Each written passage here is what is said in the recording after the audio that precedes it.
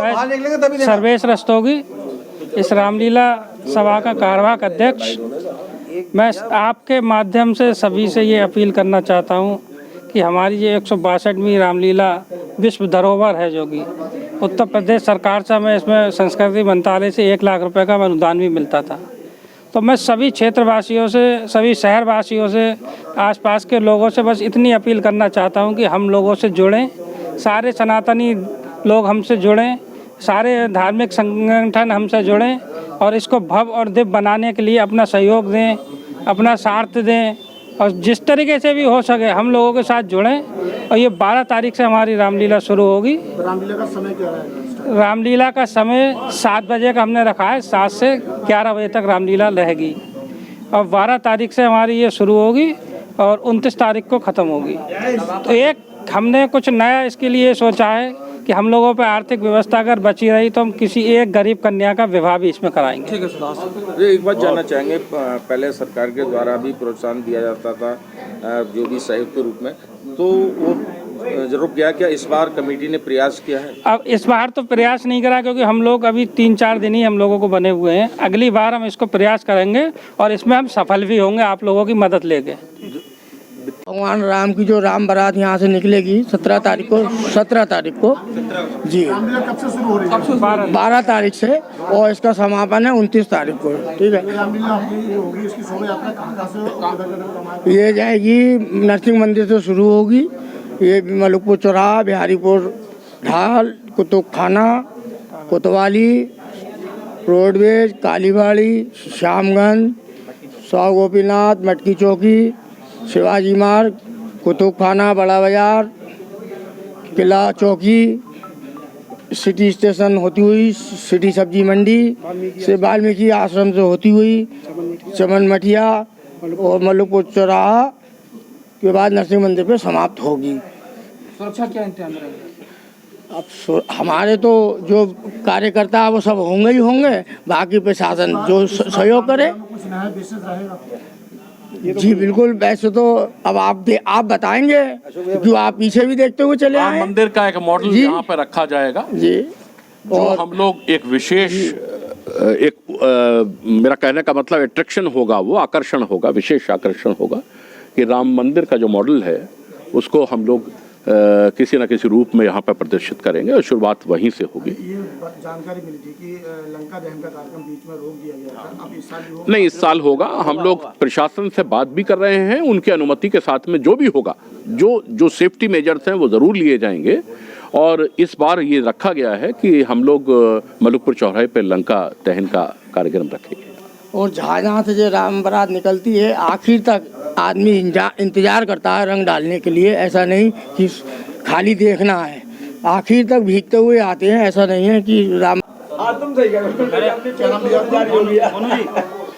शुरू करें।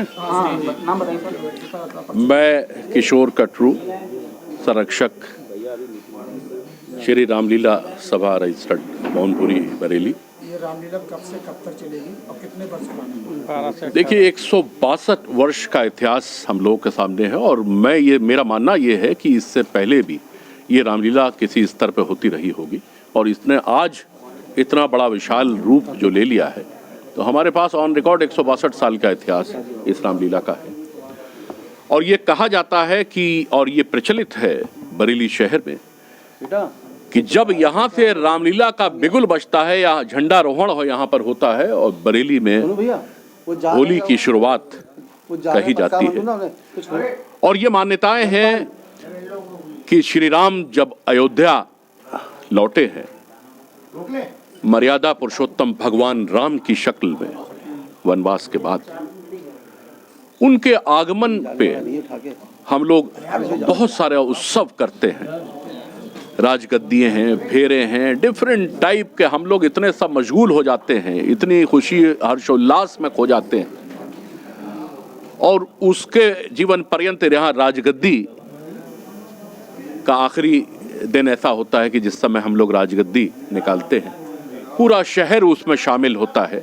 तो ये उत्सव जो है पूरे शहर का उत्सव है, ना कि बवनपुरी का उत्सव है। बवनपुरी से शुरू जरूर होता है लेकिन बहुत बड़ा विशाल रूप ले लेता है इस शहर में जब ये राजगद्दी घूमती है।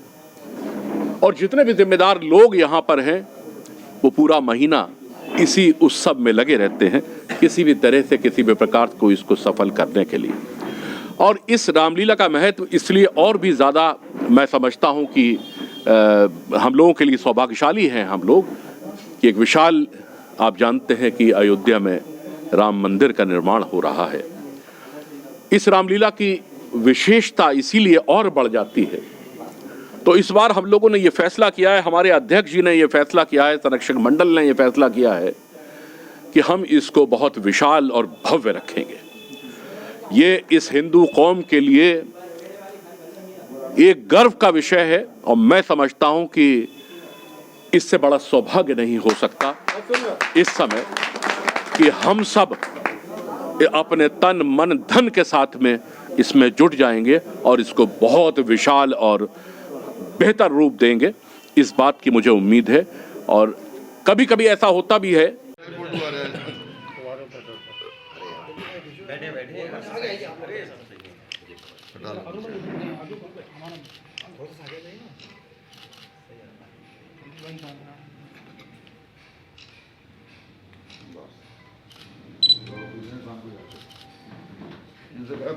इसी रूपरेखा को आगे बढ़ाते हुए हम लोगों के बीच में इसकी संस्था के 2 प्रमुख संरक्षक बनाए गए थे, जिसमें बरेली के उद्यमी श्री अनुपम कपूर जी, और आज हमारे बीच हम लोगों सबका सौभाग्य हमारे बड़े आदरणीय सम्मानीय हम लोग के बीच में है, और वही आज इस पुस्तक का विमोचन कर